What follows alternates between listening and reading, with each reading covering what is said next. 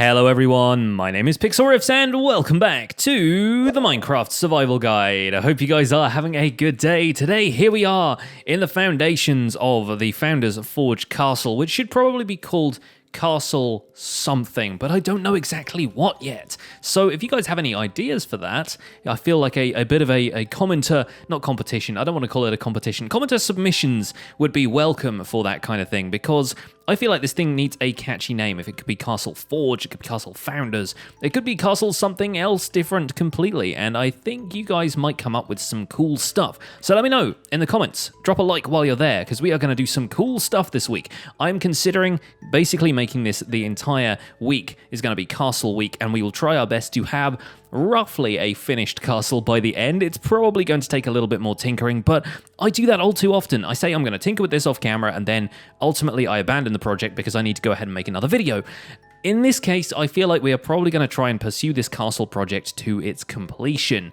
And today is no exception. Today we need to work more on building up the structure of the walls and probably also deciding on material for the roofs of these castle towers and buildings inside, because to make this place feel cohesive, we probably want to have a defined theme for it. And I am thinking it's probably going to involve some blocks that we don't have full access to yet. I mean, we can make them, but they are in fairly short supply.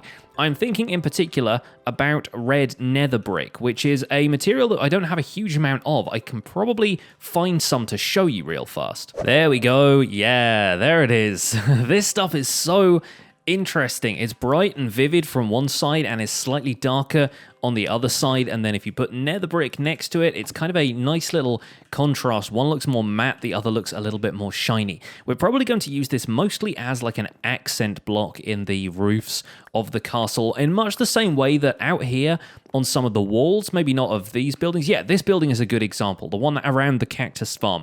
We're probably going to have roofs that are made out of one fairly solid red block, and then have bricks kind of peppering the detail in here and there, just to make it kind of give the implication that the roofs of it are all made out of red nether brick, when in fact they are not, kind of peppering in the detail here and there.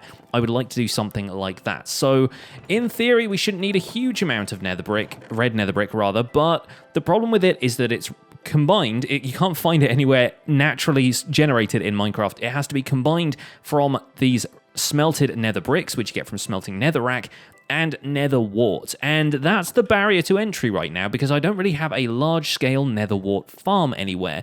I've just been farming it out the back of the farmhouse in a 2x2 area that is now taken up by the chicken coop down there. So in order to create a decent amount of red nether brick, I will probably need to create a large-scale nether wart farm. So that might be a mid-week project, but it's all leading up towards the castle. But we're not going to do that today. Today we're going to worry about the walls, and we're going to make a couple of changes to the original layout. In fact, I've made a couple of changes already. I don't know if you guys will be able to spot them, how much you remember of the layout from the last time, but there are a couple of new elements here. In particular, this spot here, I've added on, and I've added this. The dotted line here kind of implies that it's something we're going to be able to walk through, like the gate over there. And this is where I want to have a raised walkway connecting this section here, which is going to be its own little building, and this section here that's an offshoot of the main hall where the nether portal is going to be.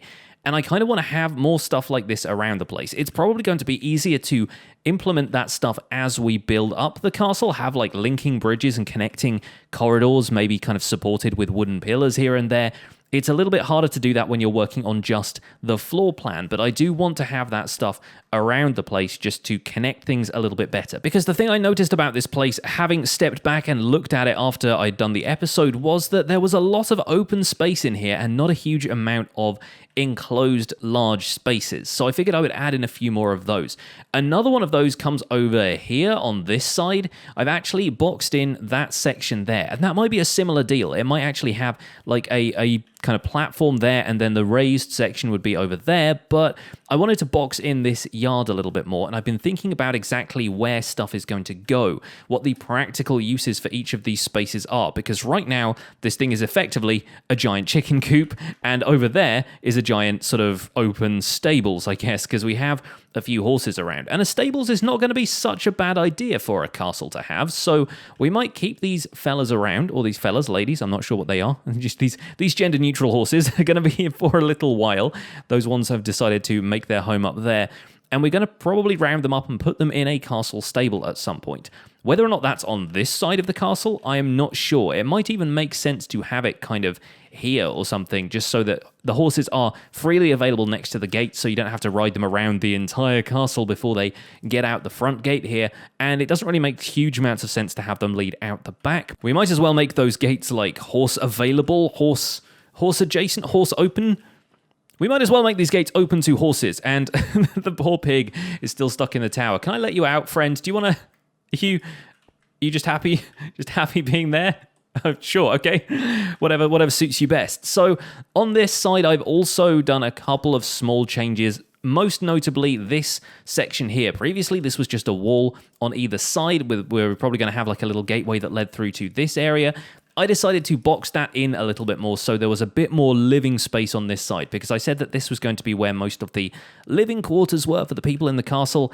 There really wasn't a huge amount of space when I actually kind of looked at it from above. So I think, yeah, a few more places like that are going to pop up here and there. Some of them are going to be raised up from the ground, so it's harder to put the foundations in right now. But enough talk. How about you? We're going to work on the castle walls a little bit today. We're probably not going to put in too much of the extra detail, like the kind of stone brick details and stuff, until a little bit later. We're going to start working just with the basic stone for the moment. And what I want to do is establish the range of heights that we're going to have in this castle, because looking at it from the front, looking at it from over here, the thing is, some of it is going to be overlapping in a big way. Like, if you look at it just from one angle, there's going to be towers coming up, kind of blocking each other, and what I really want to do is give this place a sense of scale and have it slope up towards the back where I can. So the highest parts of the castle are still going to be visible when looked at from this angle, because they're going to be taller at the back than the stuff at the front. The stuff at the front is probably going to be a little bit shorter,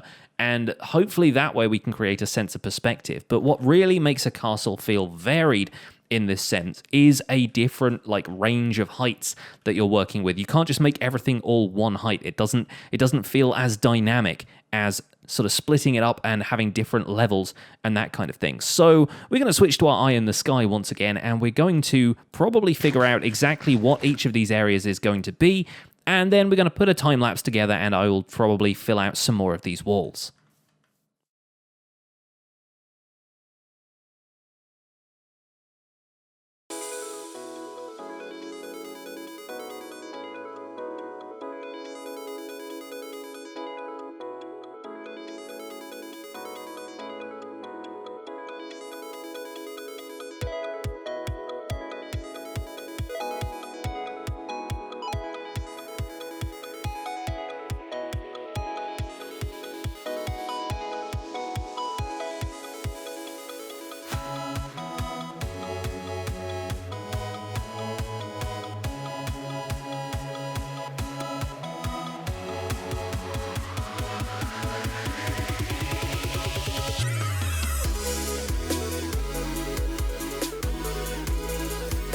Wait. Stop the time lapse. Stop the time lapse. I've run out of stone. I don't have any stone anymore. I severely underestimated the amount of stone I would need. Strip mining, anyone?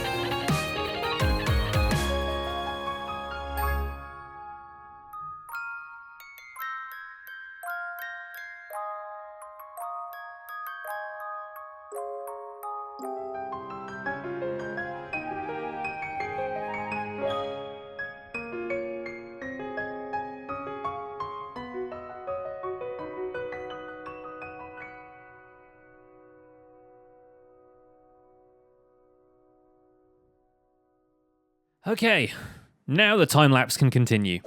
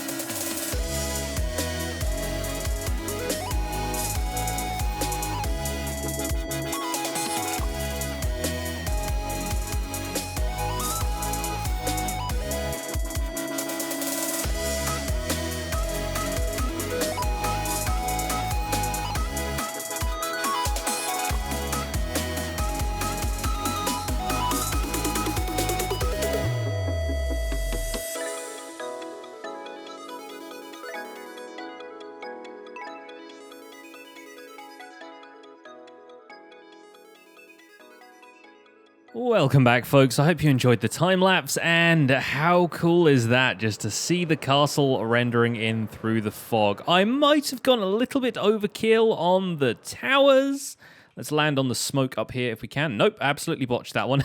Let's see if I can hop up onto the roof here. Man, I am not very good at jumping today. There we go. This is our castle starting to come together a little bit, and I wanted to do so much more on this today, but I really severely underestimated how much stone this was going to take. This was an enormous task. You saw we went branch mining and then the time lapse resumed. I had so many shulker boxes of stone. Like I wanted to make this entire thing out of smooth stone, and obviously here with this kind of archway, which I'm going to get rid of because I don't like the angle of it right now, I just had to go to stone brick at that point to build it out because I have no stone left.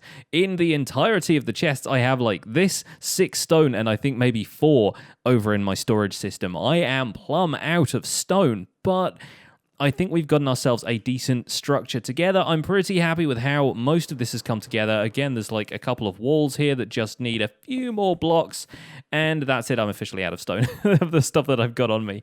But as you come in here through the main gate, which, like I said, is going to change, you can see already the structure that I'm going with in a little bit more clarity. We've got these high walls up here that feel kind of intimidating and claustrophobic to people, despite the fact that there are creepy pigs hanging out in them.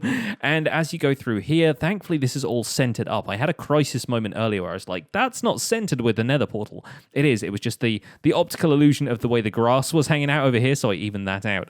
Anyway, we have through here the main hall, the main kind of central hall of the place where the nether portal is going to be. So everything is nice and centered for us as a player. And for the kind of realism of the castle and for all of the kind of other stuff that's going on here, you turn right through here. There's all these high walls surrounding the courtyards here on the side. Sooner or later, this building here, or perhaps this wall, is going to have an entrance through to the other section on this side, where the barracks is going to be there.